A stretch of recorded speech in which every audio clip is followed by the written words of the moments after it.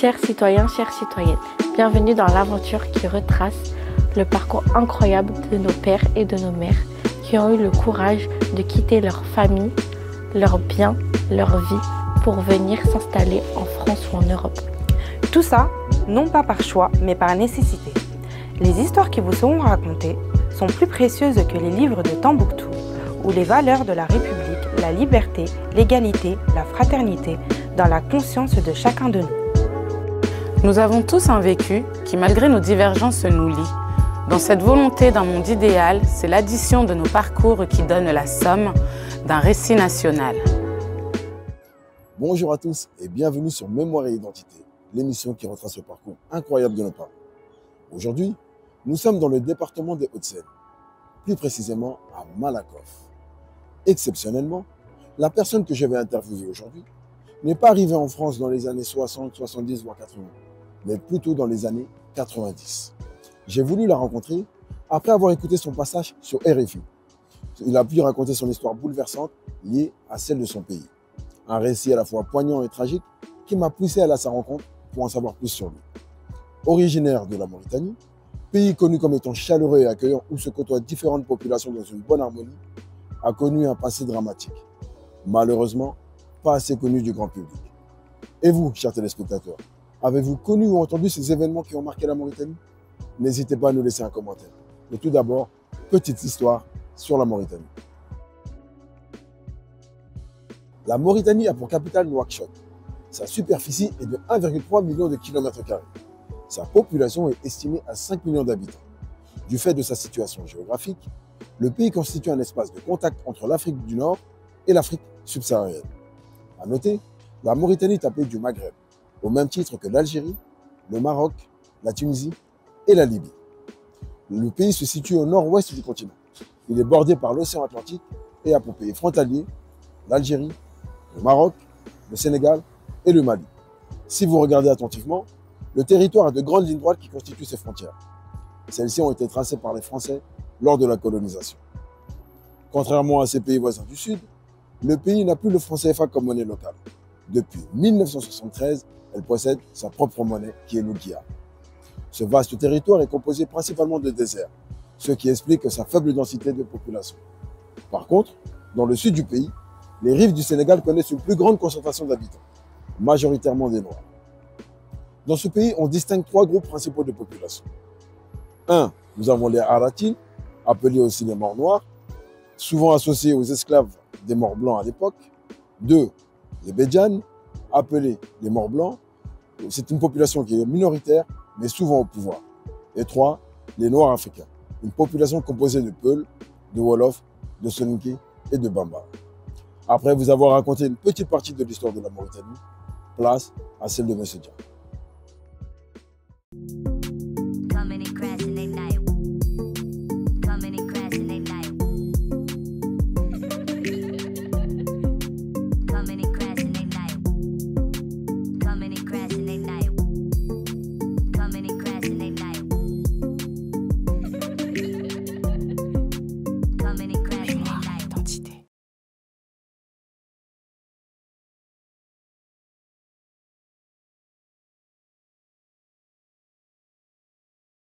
Bonjour à tous et bienvenue sur Mémoire et Identité, l'émission qui retrace le parcours incroyable de nos parents. Aujourd'hui, nous sommes avec un grand homme, un homme avec un grand H, Monsieur Dia, qui a eu la gentillesse de venir nous raconter l'histoire de sa vie sur Mémoire et Identité. Il a connu un triste événement qui l'a marqué et il a accepté de nous le raconter face caméra.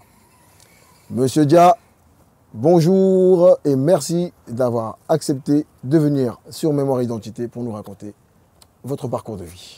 Bonjour, avant tout, avant de plonger dans le vif du sujet, je tiens à préciser que vous faites un travail remarquable, un travail mémorable, un travail honorable.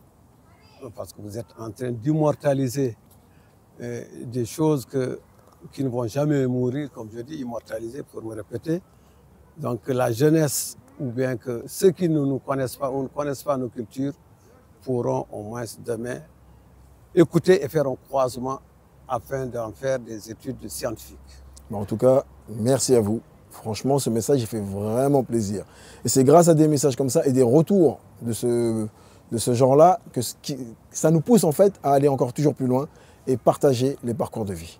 Alors, ceci étant dit, on va passer à l'interview. Monsieur Dia, est-ce qu'en quelques mots, vous pouvez vous présenter? Bon, moi, je m'appelle officiellement sur les papiers, bon, comme mon père me l'a nommé, Ibrahima Ali, et mon nom de famille est Dia. Mon père s'appelle Ali Hadia. Mais je suis plus connu sous le nom de Yaya Mabil, qui me renvoie à un certain clan de la société Peul. Mais je m'en glorifie, mais pour autant que je n'en partage pas, voilà pourquoi les causes. Bon, je suis né à Djowol. Djowol, c'est une ville historique qui dit Djowol par de Samba Gela Djegi, l'un des grands preux, des guerriers qui ont combattu et qui ont résisté à l'invasion, que ce soit des Arabo-Berbères ou bien de la colonisation, et de El Haj Mahmoudouba, qui est le précurseur de l'école El Falah. Pour l'histoire, c'est lui qui a converti El Haj Oumar Bongo, qui s'appelait Albert Bernard Bongo, et lui a donné le nom d'Oumar, le nom de son fils d'ailleurs, qui porte le nom. Donc je suis né dans ce village très bien connu en Afrique, et surtout dans le Fouta, à cause de tout ce qui se fait, beaucoup d'événements. J'y ai fait l'école coranique, l'école élémentaire, jusqu'au secondaire, où j'ai été à Kéidi et j'ai fait mes études secondaires. Ce village, il se trouve où exactement? Il se trouve dans la région du Gorgol, c'est-à-dire Kéidi, c'est à 15 km de Kéidi. Donc un village entouré par des collines. Bon, c'était stratégique certainement par rapport aux attaques et aux invasions. Mais un village plein d'histoire. D'accord, et c'est en Mauritanie? En Mauritanie, aujourd'hui, qui est une commune dirigée par un ami, un frère qui s'appelle Oumar Ly, plus connu sous le nom de Gobi. Alors, en quelle année tu as décidé d'arriver en France? Parce que généralement, nous, on s'intéresse aux papas et aux mamans qui sont arrivés dans les années 60, 70, 80. Mais j'ai voulu t'interviewer parce que toi, ton histoire, elle est particulière.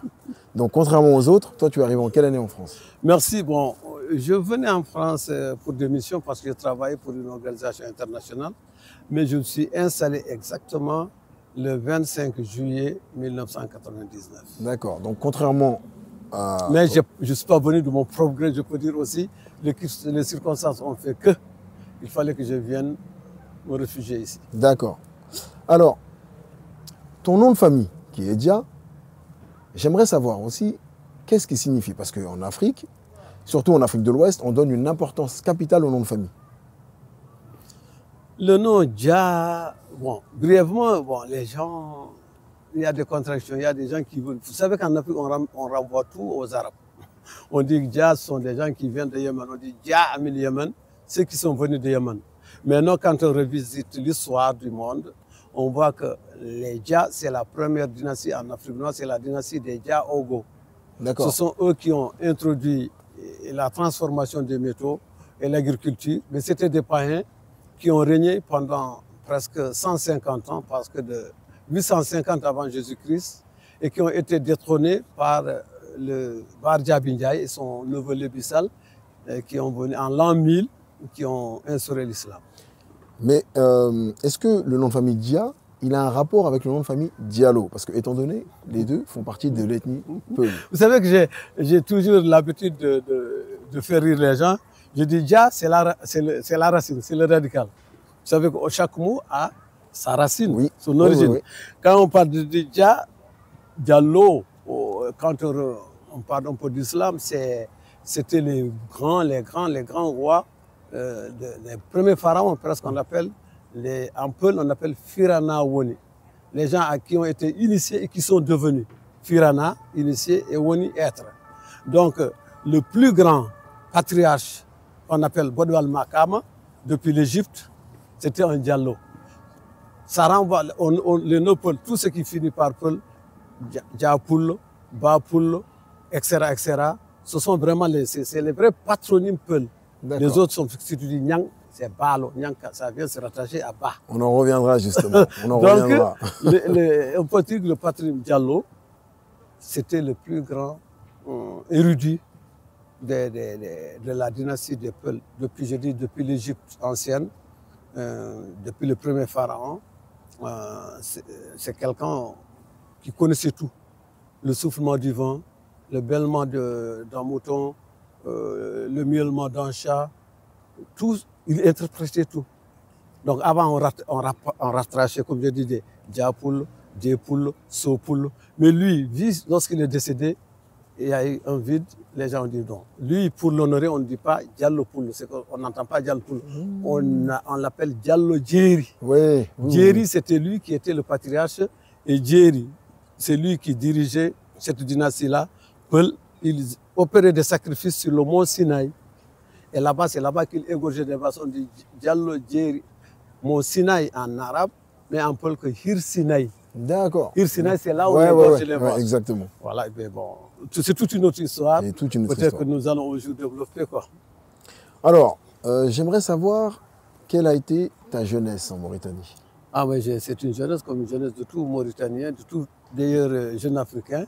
4 ans, 5, l'école coranique chez mon maître, dont je salue la mémoire, Baba Dembe Diallo.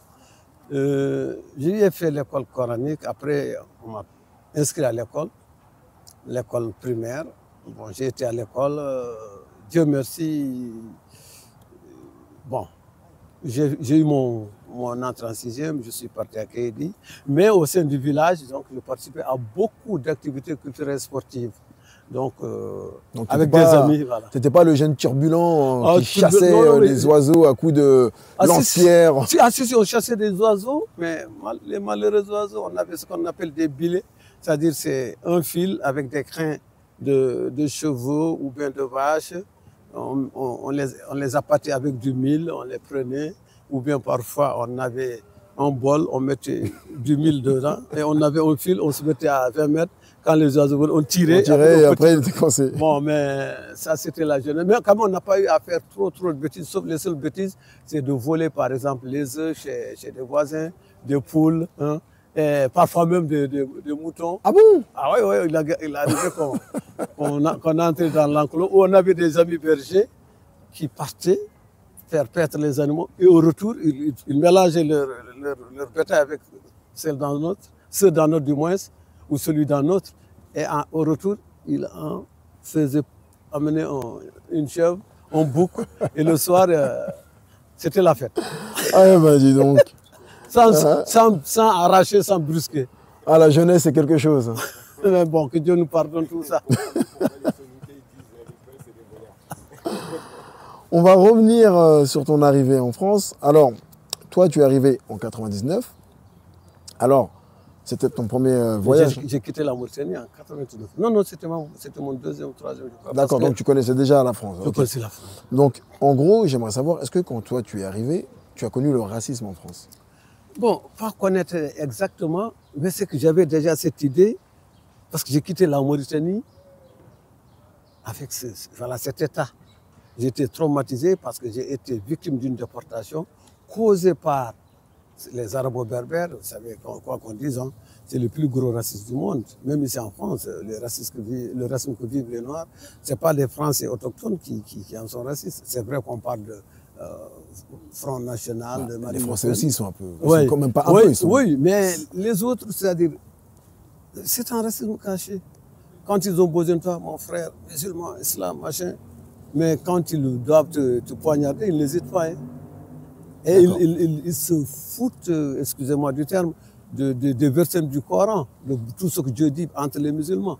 Mais eux, vous n'êtes leurs frères que quand ils ont besoin de vous. D'accord. Donc toi, en fait, quand tu arrives en France, vraiment... ah oui, tu ne l'as pas connu, mais tu as connu le racisme depuis le pays. D'accord. Alors, on va essayer de rentrer dans ce que tu disais tout à l'heure, ce qui a marqué dans ta jeunesse en Mauritanie. Est-ce que tu peux nous expliquer qu'est-ce qui s'est passé lors des événements de 89 ? Ça me fait un peu de la peine d'en parler, mais je suis obligé parce que c'est l'histoire. Et quand on est un témoin vivant, il ne faut pas escamoter certains aspects de l'histoire. Excuse-moi de te couper, donc c'est la cause de ton départ de la Mauritanie, justement. Voilà, donc moi j'étais enseignant engagé culturellement. Là où j'étais, je passais, donc j'organisais des soirées culturelles dans les écoles.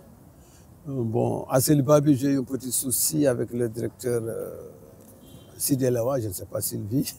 Non, en l'époque, c'était le ministre de l'Éducation nationale, il s'appelait Hassan Didi et il était de Tijikja. Tijikja, c'est la région frontalière entre la Mauritanie et l'Algérie. J'aimerais savoir un petit point, c'est que la Mauritanie, c'est un pays où se croisent plusieurs ethnies, comme le Sénégal, comme le Mali, comme plusieurs pays.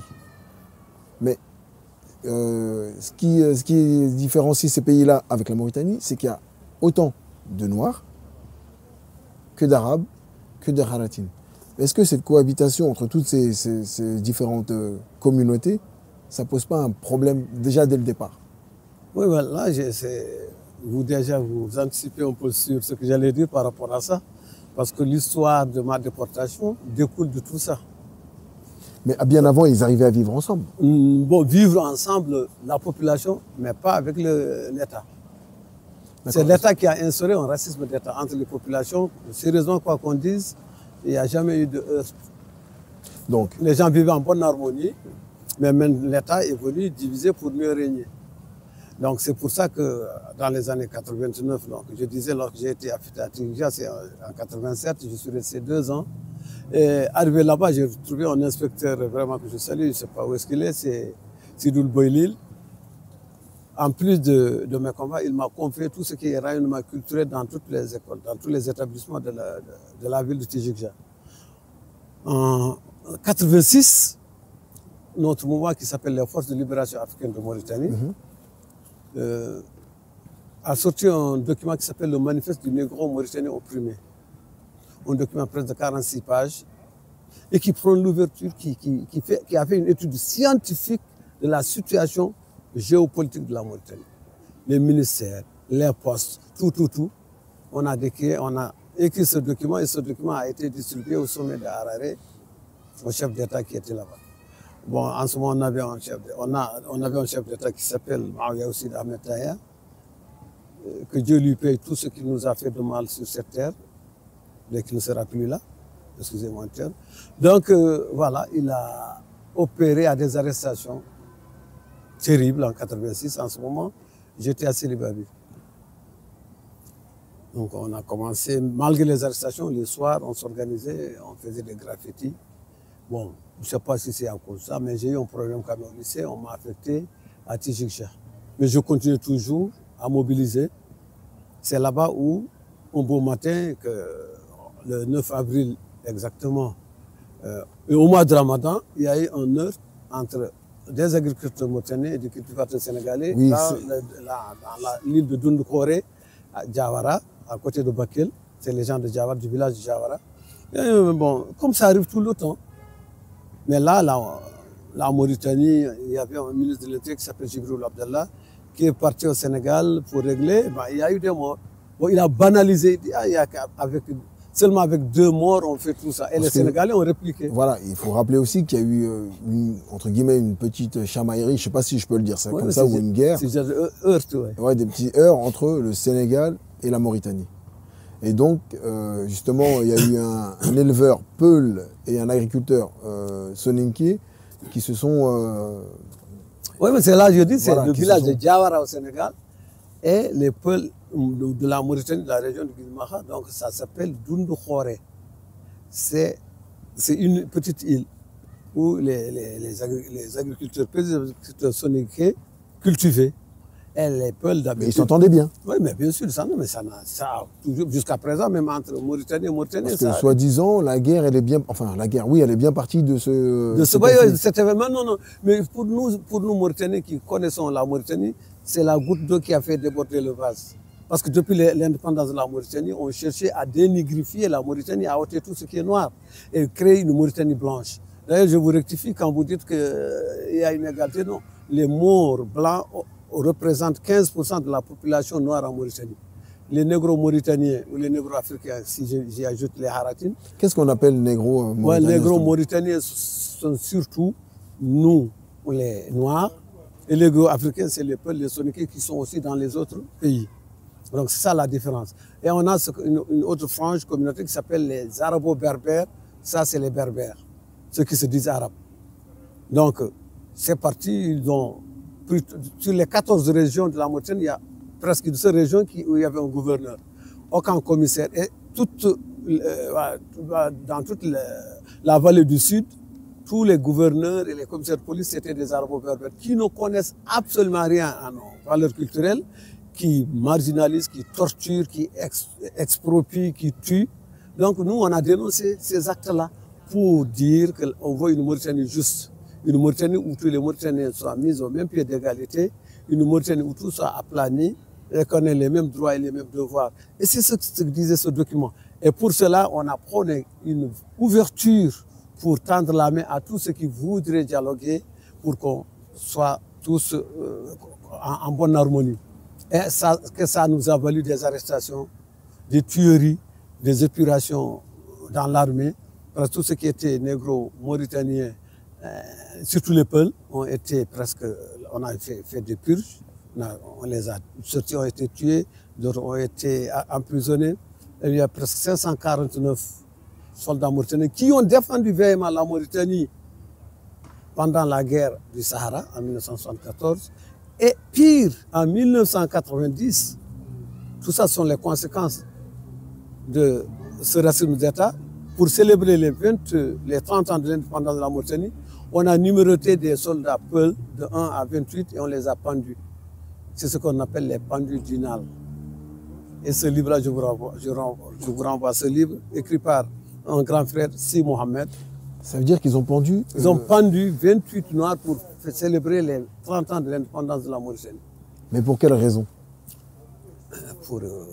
Mais pourquoi cette histoire, elle n'est pas connue? Moi, je viens de l'apprendre, je ne savais pas cette histoire. Elle est connue, il faut aller sur Internet, vous écrivez les pendus d'Inal, D'-I-N-A-L. Et c'est un témoin vivant qui raconte ça. Et aujourd'hui, il y a des gens qui ont échappé à ça. Il y a même parfois, il y a 2 frères Diallo, parce que bon, je n'avais pas terminé l'histoire des Diallo et des machins, je disais, bon, ils avaient le même numéro, qui suivaient chacun, 2 frères, même père, même mère. Chacun ne voulait pas voir la pendaison de son frère en direct. Ils ont même failli se chamailler. On a fait un tirage au sort pour que le petit frère, le grand frère, passe le premier à être pendu. Et on les a tués comme ça. Et il y a même des images qui montrent un arabo-berbère, un Maure blanc, qui est assis sur un cadavre en train de fumer sa pipe et de siroter un verre de thé. Ça, tout en regardant ce qui se passe. Tout en regardant les pendaisons. Voilà, en regardant les autres se faire pendre. Ce sont des histoires vraiment que... Moi, j'ai des frères qui j'ai connaissances qui ont perdu la vie. Et d'autres qui sont là. Aujourd'hui, si Mohamed est là, c'est un témoin vivant de ces événements. Il est lieutenant. Mais toi, tu vis avec ça aujourd'hui? Mais bien sûr, chaque fois que tu vois un Maure blanc, parfois, surtout avec une tenue militaire, tu penses à ça. Quand tu entends que l'actuel président, par exemple, de l'Assemblée nationale, faisait partie de ces tortionnaires, de ces sanguinaires. Et aujourd'hui, le premier, peut-être même, on est en train de préparer pour prendre la relève. Parce que la Mauritanie, c'est une succession de tribus. Telle tribu a présidé, tel autre a présidé. Donc, il se passe le cocher comme si c'était un bien privé, quoi. Donc les Noirs en Mauritanie n'ont aucun droit, sauf des petits postes qu'on leur donne. Certains, on leur donne des petits billets, bon, ils se taisent. Mais si vous êtes majoritaire dans un pays, comment ça se fait que vous ne possédez rien? Le cas de l'Afrique du Sud, c'est la même chose, c'est l'apartheid. Ils ont l'économie, ils ont les armes. Aujourd'hui, tu vas à Nouakchott, il y a même une démarcation. Il y a des quartiers, c'est le luxe insolent, qui n'est habité qu'avec des Maures blancs, piscines et tout, des voitures de luxe qui coûtent des millions, alors que la personne, elle n'a aucune compétence, aucun boulot. Tu viens dans une banque, tu veux faire un prêt, tu es Mohamed Sy ou bien, je ne sais pas, Moussa Soumaré, tu n'as rien. Mais tu es Mohamed ou Ahmed ou Mohamed Lemine, on te prête. Il y a même une banque qui est tombée en faillite parce que Aziz, l'ancien président, il a mis une banque agricole, il a prêté des millions aux Maures, qui sont volatilisés et la banque Et après un moment donné, il dit, bon, ok, amnistie, tous ceux qui avaient des dettes sont pardonnés. Et eux, ils ont un subterfuge, une astuce chez les Maures. Excusez-moi, je parle toujours des Maures, hein, mais c'est surtout avec la complicité de l'État. Ils peuvent venir prendre un prêt, 2 mois ou bien 1 an après, au lieu de, ils remboursent peut-être 2-3 mois, ils font un certificat médical pour dire que la personne est décédée alors qu'elle est là. C'est leur astuce. Comme quoi, il n'y a pas d'assurance, parce que normalement, si tu prends un prêt, tu meurs. D'abord, il y a une garantie et il faut rembourser. Mais en Mauritanie, ça ne se passe pas comme ça. Et qui en bénéficient sont eux, les Arabo-Berbères. Donc, qui a le pouvoir, qui a l'argent, l'armée a le pouvoir. Mais on va revenir à ce que tu disais tout à l'heure. Toi, tu as subi la déportation. Comment ça s'est passé, justement? Donc, je disais que j'étais à Tijikja. Bon, on nous a convoqués pour dire, voilà, vous allez venir, on va vérifier votre identité. Et alors que ceux qui sont là pour vous entendre sont des gens avec qui vous avez fait l'école depuis l'école primaire au collège. Donc, tu connaissais mais les tortionnaires? On se connaît, il y avait déjà... Ça va, tu viens, tu les salues, vous saluez. C'est l'hypocrisie, quoi. Hein? Je vous renvoie au verset 97 de la sourate Tawba, hein, le repentir. Excusez-moi du terme, mes amis arabes, achad kufr au nifaq, jusqu'à la fin. Donc Dieu même qui dit que l'hypocrisie est là. Tu prends quelqu'un, tu l'embrasses, alors que tu es en train de préparer son exécution. Moi, donc, on a été dans des commissions, on nous a dit, bon, on nous a emprisonné. Moi, j'ai été déjà emprisonné à la prison de Tijikja. On m'a mis à l'écart. Je ne sais pas pourquoi, on m'a appelé prisonnier politique. Et lors de la déportation, on m'a amené avec tout le monde, on est parti, on est venu à Bogué. Ils nous ont pris tout ce qu'on avait déjà, ils ont commencé à déchirer les papiers pour nous rendre sans identité. Et au bord du fleuve, ils nous ont poussés, ils nous ont obligés à traverser avec les armes pointées. Donc ils nous ont mis dans des pirogues, on s'est retrouvés au Sénégal, où on est resté de 89, moi jusqu'en 99, donc on a travaillé là-bas. C'est vrai qu'on a été bien accueillis, bien qu'il y ait peut-être des retours négatifs. On disait que les Sénégalais aussi ont ramené des Mauritaniens qui étaient là-bas, mais pas des Sénégalais. Mais les Mauritaniens ont déplacé, torturé, exproprié de leur identité que les vrais fils de la Mauritanie, tout ce qui gênait surtout. Ça veut dire que toi, de 89 à 99, 10 ans, je n'étais pas mauritanien. Tu n'es pas rentré en Mauritanie? Presque. Je n'osais même pas. Une fois, j'ai tenté. Je suis venu au village le soir. Le lendemain, c'est toute une délégation des notables qui est venue me dire, bon, il faut que tu rentres. Sinon, tu risques d'avoir des problèmes et créer des problèmes au village. Mais ceux qui ont été déportés au Sénégal, est-ce qu'ils ont pu retourner? Oui, après, bon, il y a certains qui ne pouvaient plus tenir. On les appelle Moïto Koïta. Fais pas à pas pour rentrer chez toi discrètement. Il y a d'autres qui ont été en 2006, je crois, après lorsque Sidoul Cheikh Abdallah est venu au pouvoir, le président qui était le seul président mauritanien qui a été démocratiquement élu, il a commencé à ramener des Mauritaniens qui étaient dans les camps de réfugiés au Sénégal. Mais il y a jusqu'à présent ceux du Mali qui n'ont pas encore leur cas de pareil. Ah d'accord, donc il y a eu une partie au Sénégal, une partie au Mali. Oui, tout ce qui était du côté Guidi Maha, on les a amenés au Mali. Donc, il y a une vingtaine qui sont partis, ils sont restés 2 ans en Mauritanie, sans rien retrouver. Bon, toi, tu quittes, on te déporte chez toi, tu reviens à l'orée de ton village, ta maison est là, tes chansons là, tu ne peux rien récupérer, tu n'as pas de pièce d'identité, tu n'as rien. On dit, attends, on te construit un minable hangar là. Hein. Ça veut dire que ceux qui sont retournés chez eux, ils ne sont pas rentrés chez eux dans leur village. On les a parqués comme des animaux à l'entrée des villages, en disant qu'on va régler leur situation. Ils n'ont pas pu récupérer leurs biens, ni leurs papiers. Absolument rien. Ils sont apatrides. Moi, par exemple, j'avais un compte bancaire, j'avais économisé là où j'étais. Vous savez, les enseignants en Afrique, ils sont bien pris en charge par la population pendant presque 2 ans. Je n'ai pas touché mon salaire. Mais à mon retour, je vais à me dire que la banque n'existe plus, que le compte a été transféré à la Banque nationale. Je vais à la Banque nationale, on me dit qu'il n'y a pas de sous. Là, même présentement, j'ai beaucoup de camarades qui sont repartis, qui ont été... Moi, tout dernièrement, à ma grande surprise, il y a cela 2 mois, on me dit que moi je suis du matricule 41 933D dans la décision. On me dit il y a 40 933D, 42, mais le 41 n'existe pas. Non, le 41 33D, 33.1, 33.2. En tout cas, il y a le numéro jusqu'à mon numéro et ça saute. On me dit que mon numéro ton numéro il n'est pas archivé. Oui, j'ai la décision, je leur envoie la décision, ils disent oui, il y a ton nom, il y a le numéro, mais il n'existe pas. Donc maintenant, en 2025, comment ça se passe? Pire, toujours. Avant, il y avait un génocide physique, on a tué les gens. Maintenant, il y a un génocide biométrique.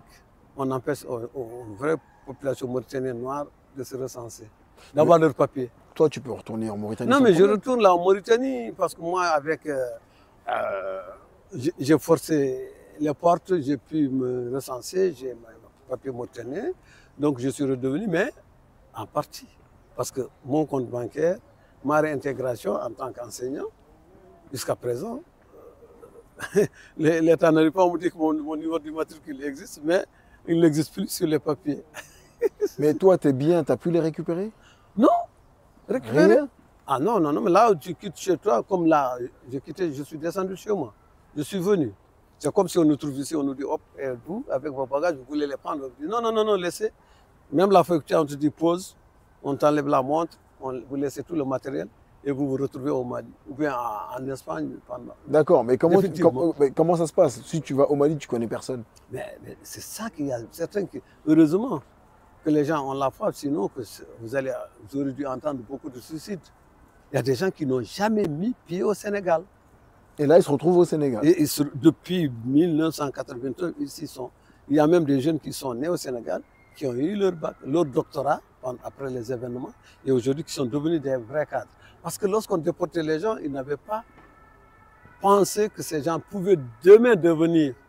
Aujourd'hui, s'il y a le développement du Sud, je peux dire, parfois le malheur des uns fait le bonheur des autres. C'est grâce à la déportation.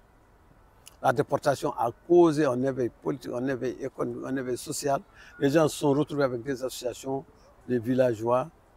Les gens, il y a beaucoup qui ont été réimplantés aux États-Unis, d'autres en Europe. Les jeunes ont eu une nouvelle prise de conscience. La seule chose que je leur reproche, c'est de ne pas vouloir changer l'état du négro-mauritanien. Mais il y a une question que je voulais te poser. Admettons que maintenant, une personne elle est déportée au Sénégal. Est-ce que le gouvernement sénégalais l'aide justement à lui donner des papiers? Oui, mais il y a certains, ceux qui sont nés là-bas. Ah non, pas ceux qui sont nés. Au temps de Wade, on leur a proposé, mais comme il y avait des associations qui leur disaient non, ce n'était pas prudent de prendre des papiers. Mais pour quelle raison? Du Sénégal. Parce que là, en ce moment, la Mauritanie ne reconnaissait pas la double nationalité. Ah, donc, une fois que vous prenez les papiers dans nos États, c'est fini, vous n'êtes plus Mauritanien et ils peuvent se baser sur ça, dire voilà, effectivement, tous ceux qui sont déportés sont des Sénégalais. Parce qu'ils le disaient. Parce que pour eux, même dernièrement, là où nous parlons, je ne sais pas si vous êtes au courant, il y a des problèmes des sud-africains, des gens de l'Afrique subsaharienne, qui ont des problèmes en Mauritanie, des rafles. Et même si tu es noir mauritanien, même si tu as des pièces d'identité, parfois on te contrôle. En plein jour, à Nouakchott, on a ramené des camions, je peux vous avoir des images, des camions de Maliens sénégalais. C'est pour ça que le représentant des Maliens en Mauritanie a eu des problèmes. Et les gouvernements, avec leur micmac, n'arrivent pas à régler ces choses. Mais bon, il y a certains qui défendent, oui, pour être dans un pays, il faut être en règle. Mais depuis quand la Mauritanie demande des titres de séjour? Est-ce que les Mauritaniens qui sont en Gambie, au Mali, au Sénégal, est-ce qu'ils ont des titres de séjour? Non. On sait qu'on vit en harmonie, les gens circulent librement, même bien sûr qu'aux frontières, on te dépouille de tout ce que tu as, il faut payer, et puis ça ne va pas dans les caisses de l'État, ça va dans les poches des policiers ou bien des gendarmes, mais on sait quand même que les gens arrivent tant soit peu à pouvoir vivre en bonne harmonie. Mais aujourd'hui, c'est détérioré. Les étrangers en Mauritanie subissent l'affre, subissent les injustices, des rafles. Personne n'est tranquille en Mauritanie aujourd'hui, surtout les Noirs. Mais en Mauritanie, il n'y a pas que des côtés négatifs. On peut dire aussi que justement la population arrive à bien vivre ensemble, à s'entendre. C'est vraiment un problème avec le gouvernement. Non, la population, bon, parce que vous savez comme on dit, Et celui qui se noie, même si vous lui tendez une épée ici, agrippe. Bien que l'épée allait double tranchant, même s'il va perdre ses doigts. La population étant désœuvrée, expropriée, démunie, accepte tout ce que l'État lui propose. Mais l'État aujourd'hui, il faut aller. Il n'y a pas de justice.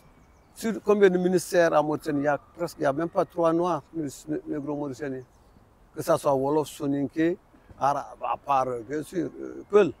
Les Haratines aujourd'hui, bon, quand même, on commence à avoir peur d'eux. On leur octroie des postes de Premier ministre, des postes privilégiés. Mais les autres postes, commerce, agriculture, c'est donné. Mais normalement, pourtant, c'est des postes qui peuvent développer un pays. Mais le poste de ministre en Mauritanie, c'est quoi?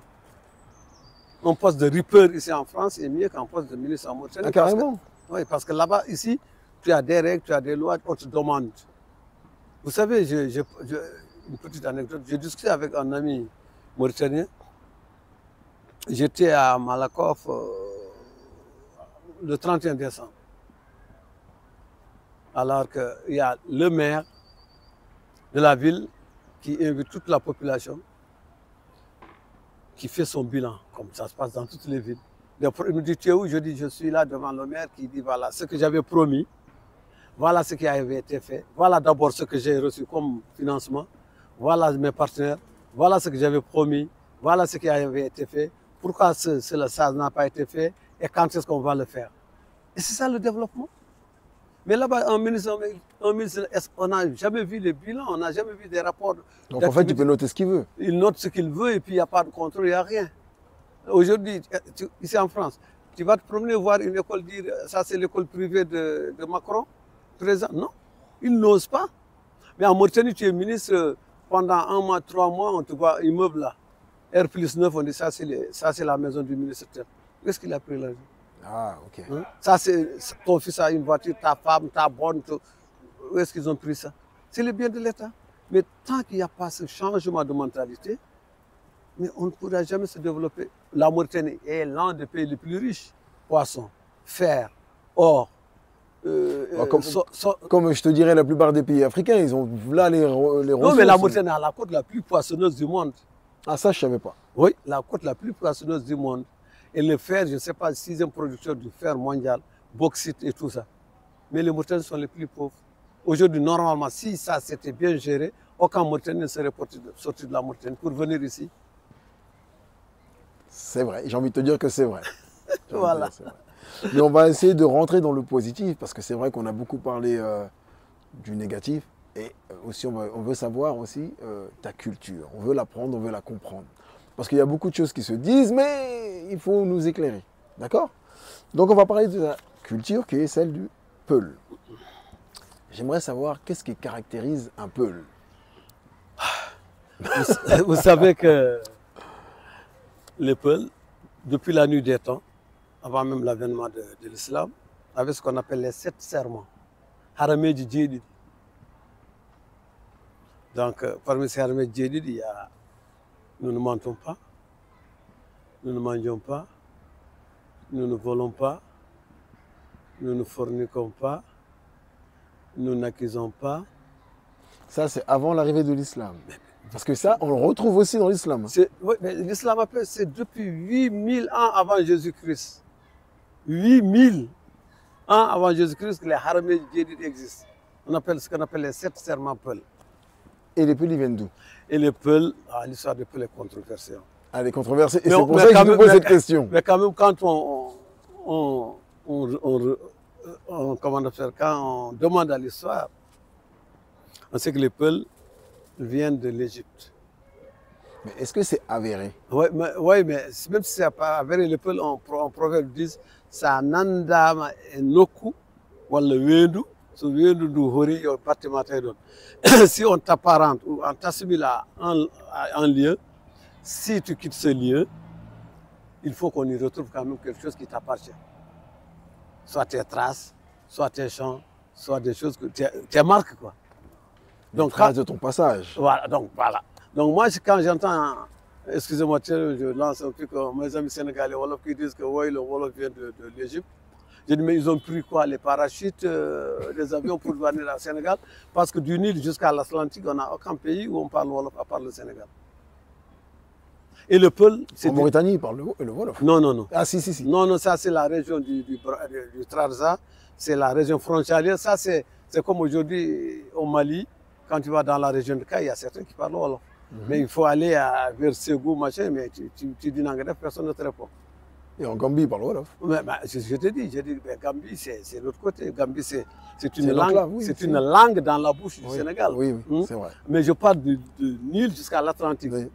Quand tu quittes le Soudan. Ah oui, c'est vrai qu'il y a du Peul, ouais, ça parle Peul partout. Tout ça, il y a des Peuls. Ouais, il y a 26 aussi pays. Donc les Peuls, donc quand on dit, je disais qu'ils viennent de l'Égypte, je parlais de Diallo Djeri, celui qui était le patriarche des Peuls. Pourquoi on ne l'appelle pas Diallo Poul? Je parle aussi des hiéroglyphes. Vous connaissez les hiéroglyphes? Ouais, les hiéroglyphes. C'est la première écriture du monde, dont les gens sont inspirés, les Grecs, les Sumériens et les Perses. Alors, cette écriture-là, qu'est-ce qu'on y retrouve? C'est une bonne question, j'aimerais bien savoir. Tiens. On y retrouve des animaux.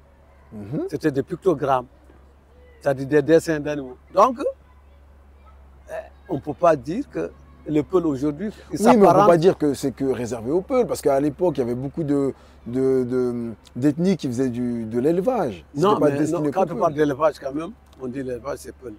Ça, même si les gens ont retrouvé le Peul dans l'élevage. On soniquait qu'il y a des vaches là, il les a pris où? Les soniqués, on connaît la culture. Hein? Bon, je lance un pic. Je lance un pic parce qu'il ne veut pas dire que notre technicien derrière, il est soniqué. C'est pour ça qu'il lance un petit pic. Donc, quand on voit ça, et puis, même le nom, tu sais, le nom aussi, ça a un sens. Hiéroglyphe. Et avant, les gens s'appelaient les écritures de Hiéro et Guilé. Hiéro-Guilé.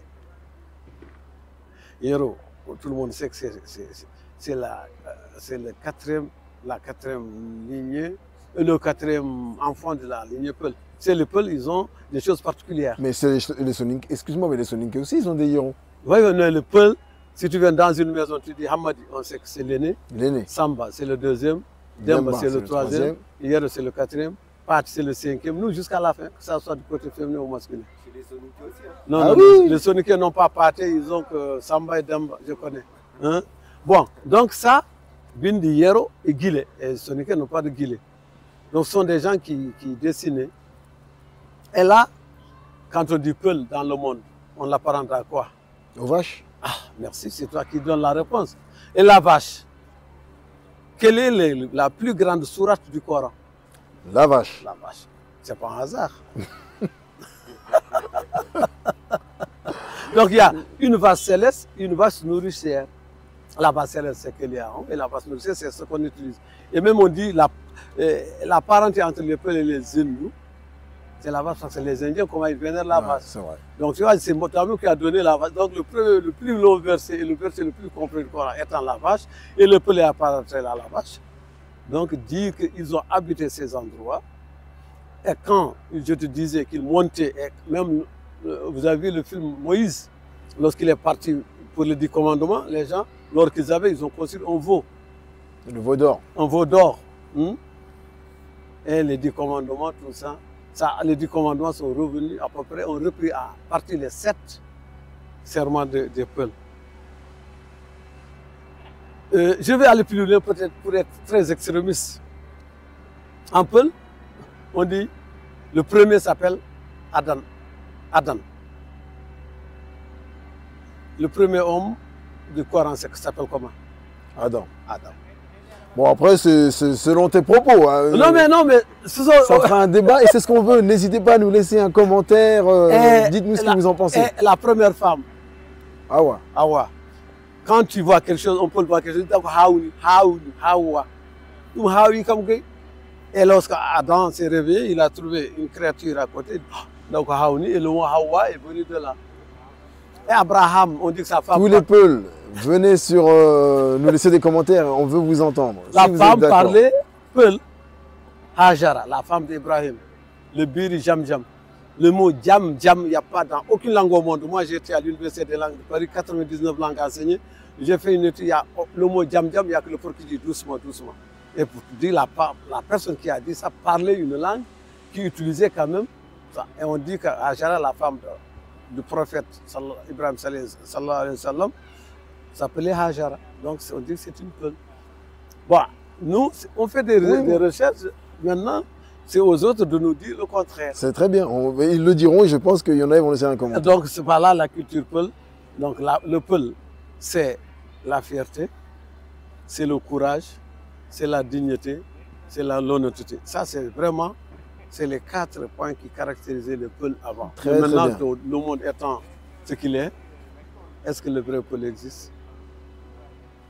Point d'interrogation.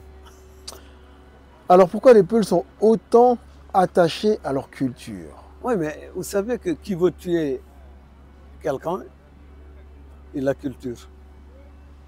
Pourquoi aujourd'hui on dit que, tu vois, les jeunes qui sont nés ici, Miskin Moulin, comme on dit chez nous, ils ne sont pas ici comme ils doivent être, et quand ils rentrent chez eux, ils sont acculturés, ils sont en perte de repère.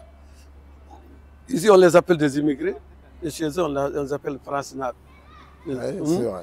Donc, ils ne savent pas, ils naviguent entre 2 eaux troublantes. Les Peuls sont attachés à leur culture, c'est comme les Soninké, hein, attention. Ah oui, Ici, quand on voit les événements culturels Peuls, et on voit des événements culturels Soninké, vraiment, j'en suis fier. Moi, je participe à tous ces événements-là. Et d'ailleurs, moi, je dirais même que les Soninké aujourd'hui retracent plus la culture que les Peuls. Je suis tout à fait d'accord. Parce que les Peuls aujourd'hui, même pendant leur mariage et tout, ils utilisent les choses, voilà, extravagantes, la culture Wolof, excusez-moi, je parle toujours de ça, c'est la musique, la danse, voilà. Au lieu d'utiliser un Samba Diop ou un Boudjouba ou un Djambeja Indilan ou une Penda Guissé, j'en passe, hein, ou un Mamadem, c'est vraiment le Wally Seck, le Youssou N'Dour. Hein? C'est ce qui est tendance. C'est normal. La tendance, alors qu'on a des artistes, Bab Mal, hein, qui ont fait quand même Bab Mal, qui a fait mieux que Bab Mal dans ce monde-là. Pour un peu, il va dire Baba Mal. Non, c'est logique. Awas, Black Panther. Ah oui, mais Youssou N'Dour, attention. Non, Black Panther. Qui a chanté devant Mandela, qui lui a donné la main? Ah oui. Hein? Oui. À Wembley, mon cher. Maintenant, les autres étant ce qu'ils sont, chacun, c'est vrai, veut rehausser la cote de son artiste, pour qu'elle soit au moins en haut de gamme. Mais aujourd'hui, quand même, bon, c'est vrai que moi, je n'ai rien contre Youssou N'Dour, mais c'est que la jeunesse, il y a l'interculturalité qui fait que on a peur. On a peur. Mais ce n'est même pas ça. Aujourd'hui, moi, les gens me voient et me disent, mais vous êtes Sénégalais. Mais qu'est-ce que je n'ai rien? C'est vrai, je suis africain de l'Ouest, mais je n'ai rien du Sénégal. Rien. C'est vrai que le Sénégal m'a accueilli lors de ma déportation. Non, mais non, ils m'ont accueilli. J'aime bien le Sénégal. Je connais plus d'ailleurs le Sénégal que la Mauritanie, côté politique et tout.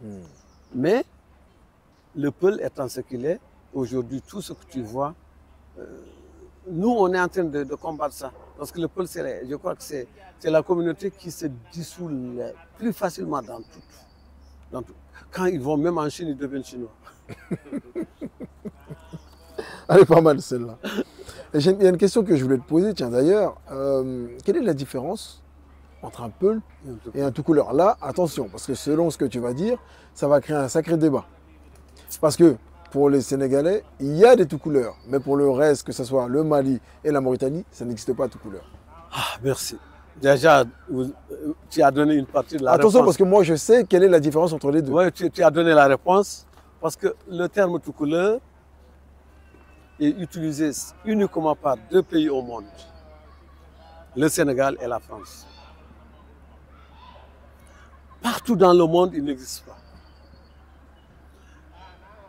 On les appelle les Foulas, les Fout, les Foulani, les Foulbe, etc. Les Peuls.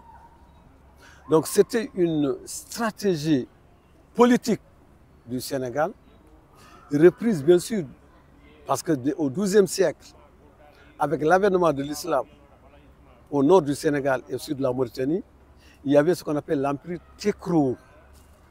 Et dans cet empire-là, vivaient des Peuls, des Soninké, des Wolof, des Sérères. Bon. lorsque l'islam est venu, vous savez qu'en Afrique, quand on regarde, surtout en Afrique de l'Ouest, les premiers à embrasser l'islam, c'est des Peuls. Et les plus grands marabouts sénégalais sont tous des Peuls. Donc les autres, ayant refusé l'islam, sont partis. Les Soninké sont partis vers Bakel comme ça. Les Sérés dans le Sine, machin. Les Wolofs sont partis dans le Kayor, et les Halpulaar sont restés avec les Arabes. Mais tu viens de dire Halpulaar. Oui, oui, mais je veux dire Halpulaar, ceux qui parlent la langue. Voilà. C'est ça la définition du mot Halpulaar, parle la langue. Mais les Peuls sont restés avec l'émir du Trarza. Il y a même des pactes avec Eliman Boubacar Khan, Eli Mohamed El Habib et Njimbo Boydji Wallo. Donc tout ça c'est après. Mais on les appelle tout couleurs parce que c'était les habitants au XIIe siècle de cet empire-là. Il dit, qui habite ici sont les habitants des Takarir. La Takarir, c'est-à-dire c'est les Tekrouriens.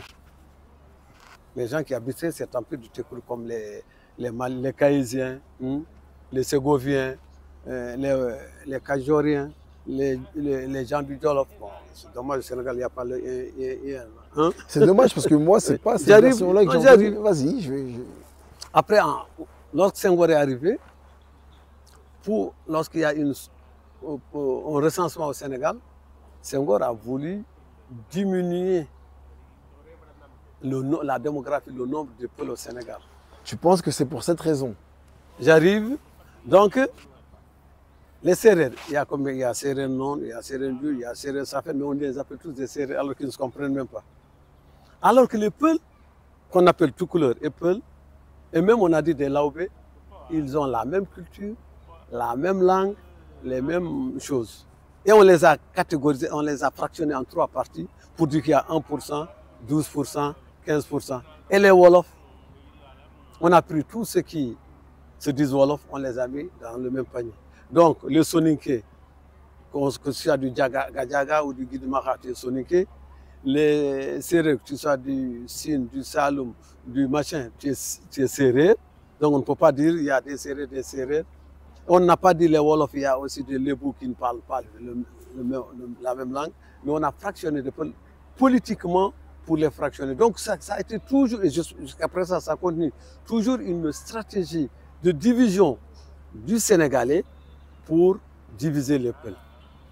Alors, et maintenant, aujourd'hui, on dit que les autres sont en pourcentage. Mais quand on voit au Sénégal, les peuples sont 10 000 fois plus nombreux que les Wolofs. Alors moi, ce n'est pas cette version-là que j'ai eue. Moi, ce qu'on m'a dit par rapport au tout couleur, c'est un brassage de plusieurs ethnies qui ont accepté de parler le Peul. C'est pour ça qu'on appelle Halpulaar. De base, ce n'était pas des Peuls. Il y avait un mélange de Sérères, de Soninké, de Wolof, qui vivaient la région du Tekron, certes. Et tous ces habitants-là se sont mis à parler une seule langue, le Peul. C'est pour ça qu'on les appelle les Halpulaar, ceux qui parlent le Peul. Qu'est-ce que tu penses de ce que je viens de te dire? Si tu me parles de brassage, je disais tout de suite que le Peul, là où il va, il s'adapte. Donc, c'est pas parce que moi, aujourd'hui, les gens qui marient les Français ne les appellent pas les Français.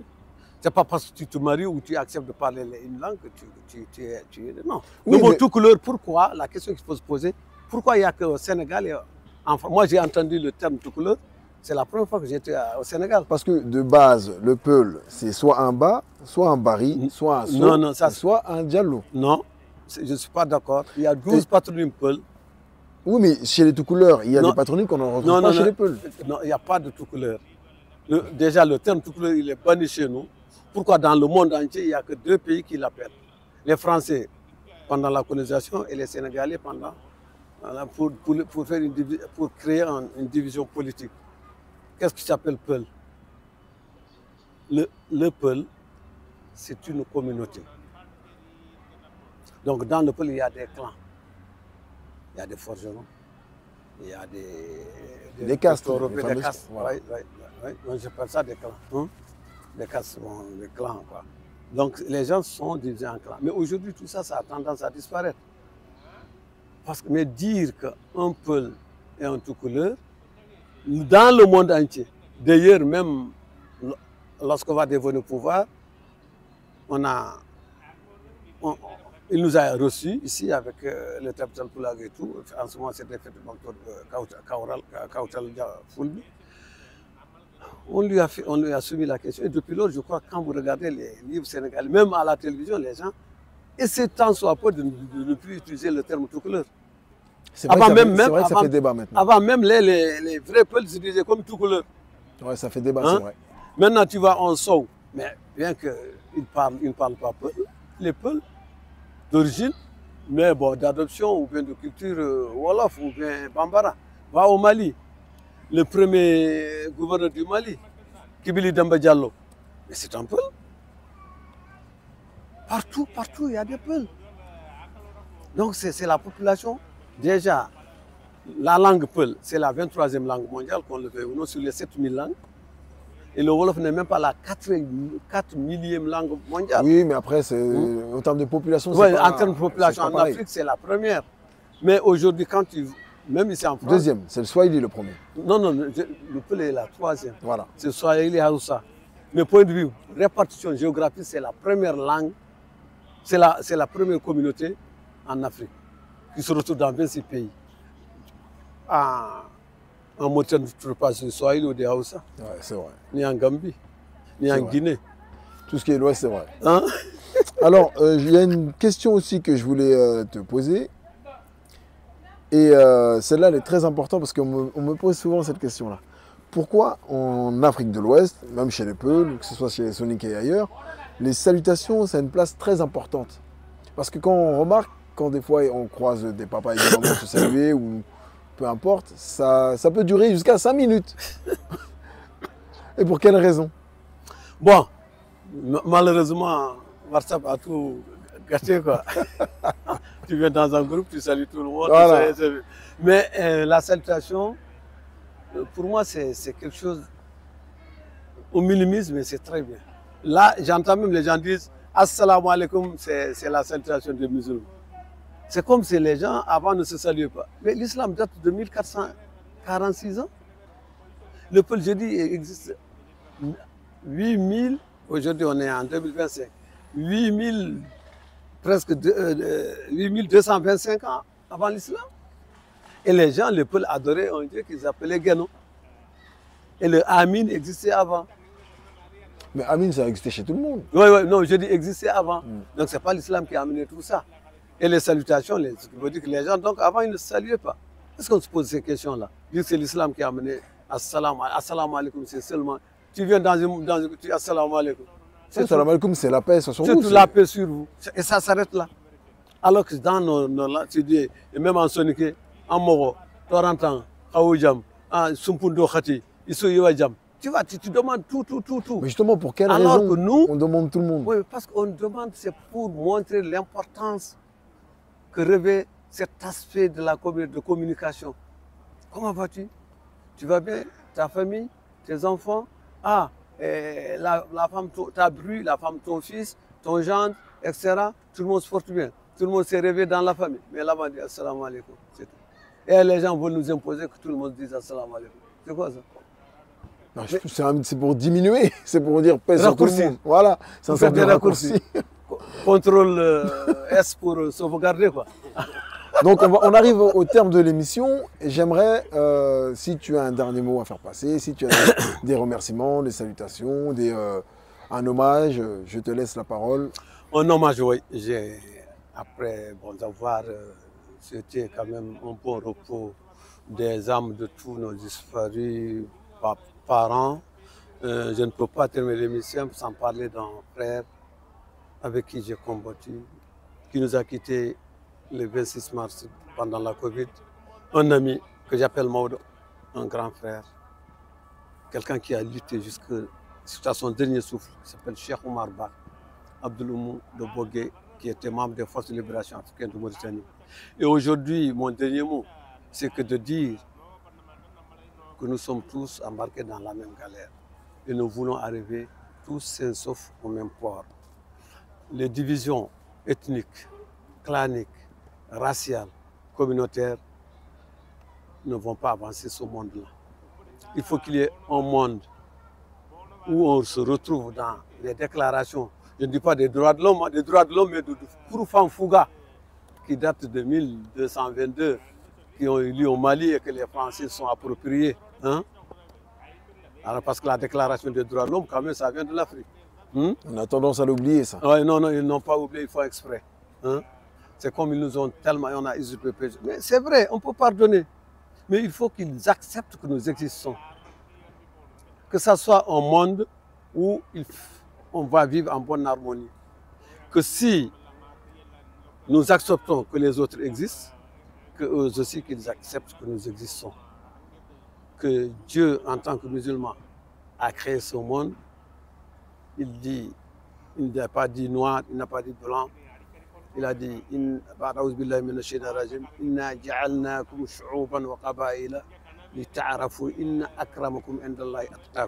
plus proche de moi, Dieu, c'est celui qui me craint le plus.